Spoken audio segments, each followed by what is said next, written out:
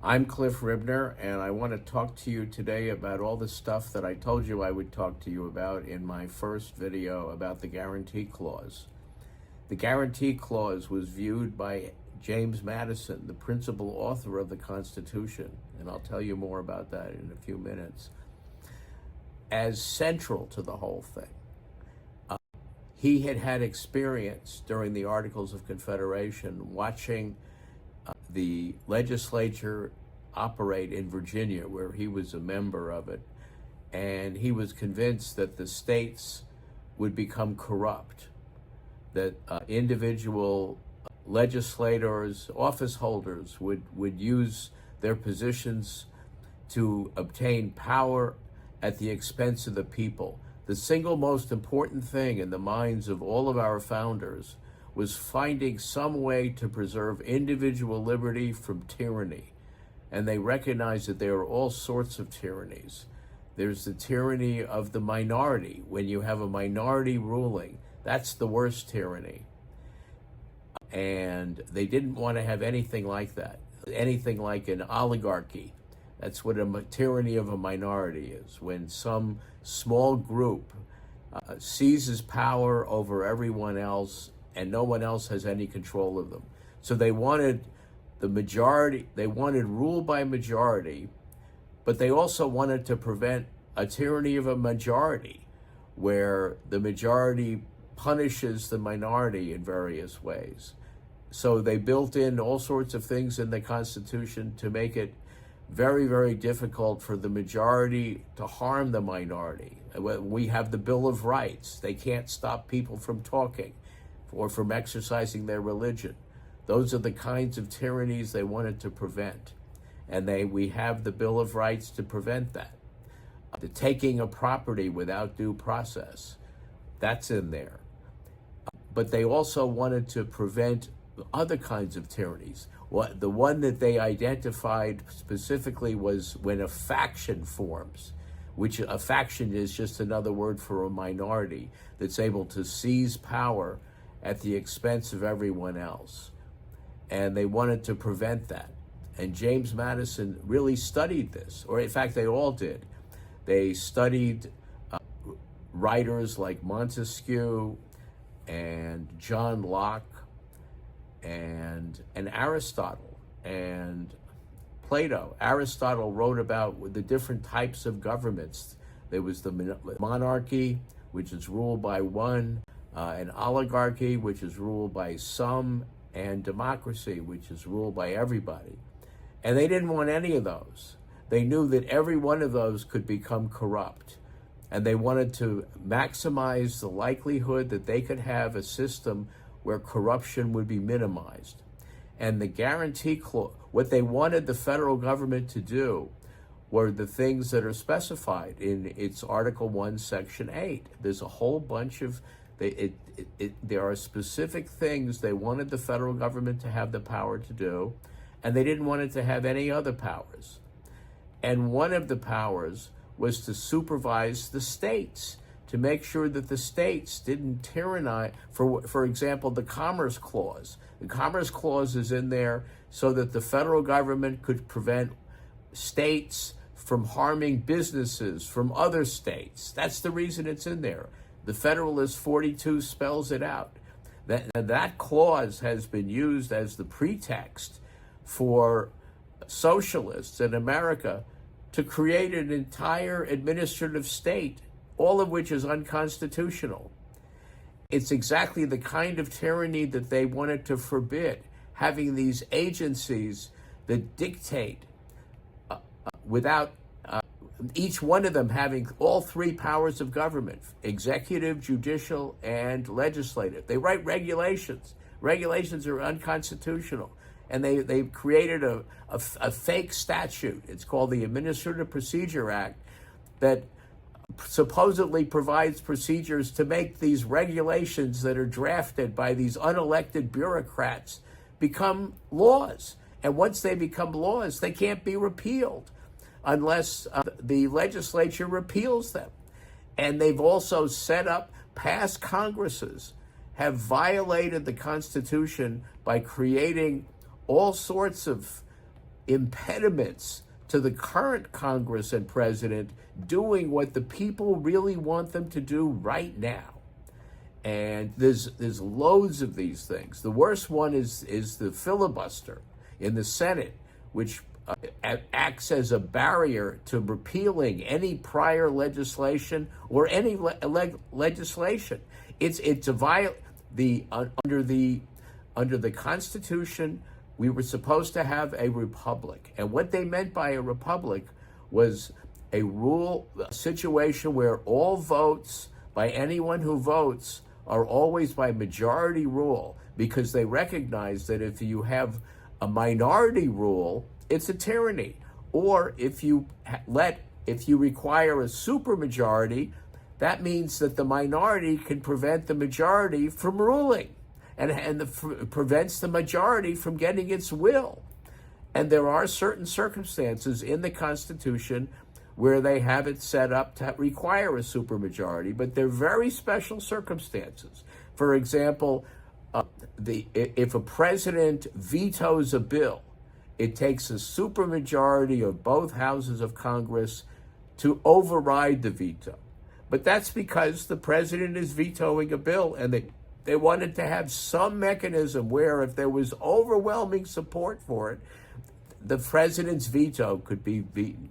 They didn't want presidents to have that much power. It's a limitation on the presidential power. That's what that is.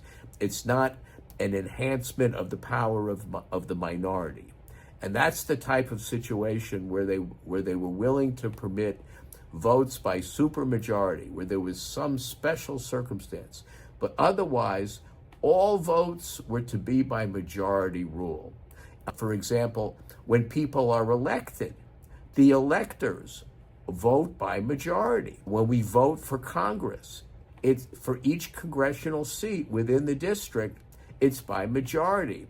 And what they also wanted is when the representative, because it's a republic and not a democracy, the rule, all of legislation is passed by two houses of Congress. The reason they wanted two houses of Congress is they wanted to minimize the risk of both of tyrannies of the majority within the House of Representatives, and also they wanted the states to have a veto, and that's effectively what the Senate is. It has veto power over the House of Representatives. And the way it was originally set up is senators were not elected by the people of each state. They were elected by the legislators of each state, and they were supposed to represent the interests of the state, so that also the legislature could pull the plug on any senator if they wanted to.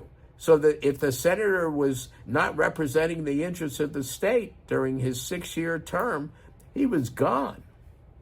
They wanted the states to have that continuing power over their representatives. So it was a bicameral legislature that they wanted. They didn't want to make it that easy to pass laws.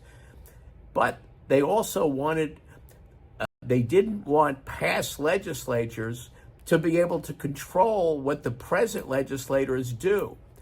And that's what's going on right now. This is not just some arcane history or constitutional law. This is real stuff. Right now, the central thing that's going on in Washington, D.C. is the president has gotten the House of Representatives to pass what he calls one big, beautiful bill. Well, what that is an exception. The reason they have to stuff everything into that big bill is because of the Senate's filibuster power to prevent any bill from passing unless a supermajority votes for it. The filibuster rule breaks the guarantee clause. It breaks multiple clauses in the Constitution under Article 1. It violates the fact that the vice president is allowed to break a tie, because breaking a tie doesn't mean anything if 60 votes are required.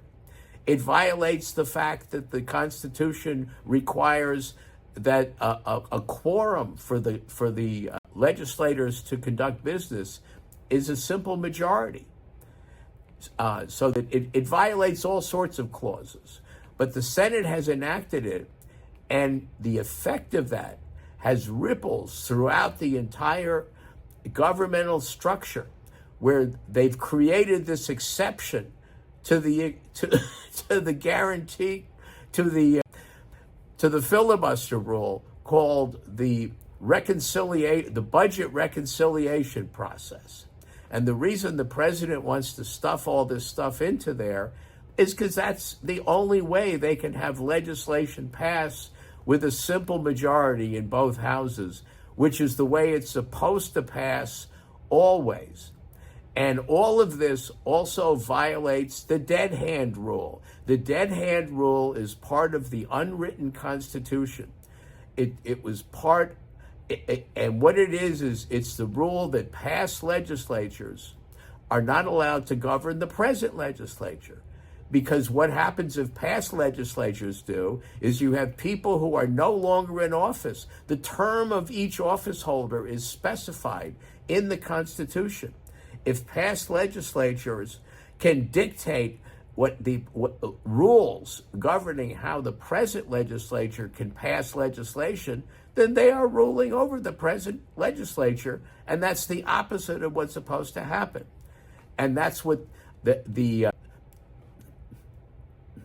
budget reconciliation process is basically a way to defeat the damaging effect of the dead hand rule and the filibuster rule, because they can't veto any existing legislation. And that basically under budget reconciliation, they can't veto anything anyway. So it's only very limited. There's all sorts of rules about the rule and about the rules. They make up rules upon rules because it's all violating the Constitution. And the more rules there are, the more violations of the Constitution there are. There aren't supposed to be that many rules affecting what they're allowed to do. They're supposed to have a simple situation where they can pass legislation of any kind and repeal legislation or any of those old regulations with a simple majority in both houses. And that's what a Republican form of government would be. And that's what we don't have now. And all of that. So that's a violation of the guarantee clause, which guarantees a Republican form of government. And the founders were very well aware of everything I'm talking about. James Madison and Hamilton wrote about it. There are multiple instances in the Federalist. And the Federalist, it's very important to understand this. The Federalist were essays written by Hamilton and Madison and also by John Jay, primarily Hamilton and Madison. And they were written contemporaneously with the Constitution. They are the most authoritative explications of what's in the Constitution, much more authoritative than any opinion by the Supreme Court, because they are the contemporaneous explications of it by the writers of the Constitution. And they were very clear about everything I'm telling you right now, that a majority was always supposed to rule, and they had votes, various mechanisms set up to minimize the risk of a tyranny of the majority. Things like the Electoral College for the president. We don't have direct votes for the president. That's why those things are in there. And also we have the Bill of Rights, so that the majority can't deprive the minority of rights of various kinds. I'm Cliff Ribner, and if you like what I'm saying, please tell other people about me and watch my other videos. Thank you.